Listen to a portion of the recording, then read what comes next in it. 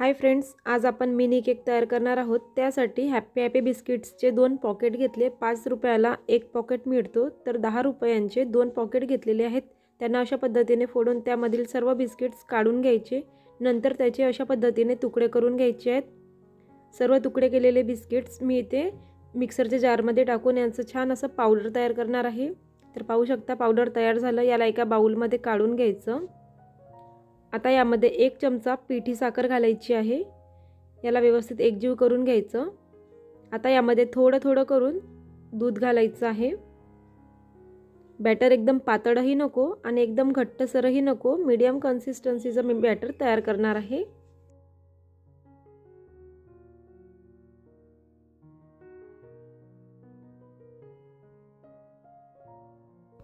फक्त 3 ते 4 चमचे दूध घालून अशा पद्धतीने बॅटर मी तयार केला।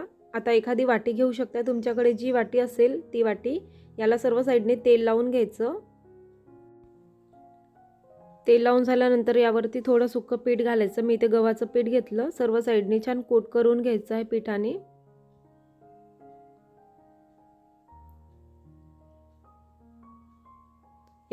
एक्स्ट्राचं पीठ आहे तो काढून घेतलं। आता आपल्या बॅटरमध्ये थोडंसं खाण्याचा सोडा किंवा इनो घालू शकता। मी इथे थोडंसं चिमूटभर खाण्याचा सोडा वापरलं। व्यवस्थित एकजीव करून घ्यायचं। तयार झालेलं बॅटर लगेच वाटीमध्ये घालायचं आहे।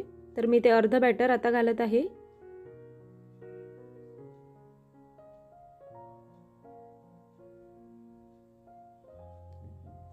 एक डेअरी मिल्क चॉकलेट घेतलेली होती, ती फोडून यावरती ठेवायचं। मध्ये लेअर घालायची चॉकलेटची, म्हणजे केक मुलांना खायला सुद्धा खूप छान वाटेल। खाताना चॉकलेट लागेल, त्यामुळे मस्त वाटेल।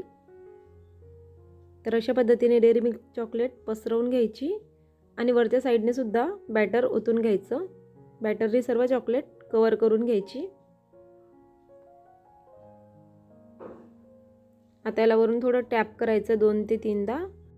आता एक भांडा गॅसवरती प्रीहीट करण्यासाठी ठेवलं होतं 5 मिनिटं अगोदर। यामध्ये स्टँड ठेवलं। इथे वाटी ठेवून 10 ते 15 मिनिटे बेक करून घ्यायचं। 15 मिनिटाच्या नंतरच बघायचं। तर 15 मिनिटे झालेली आहेत, पाहूयात।